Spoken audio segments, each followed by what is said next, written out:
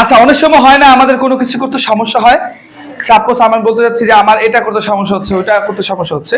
এটা খুব সহজে বলা যায়, I am having a hard time. কি বলবো?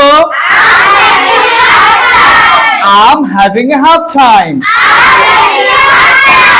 তাহলে আমার লিখতে সমস্যা হচ্ছে,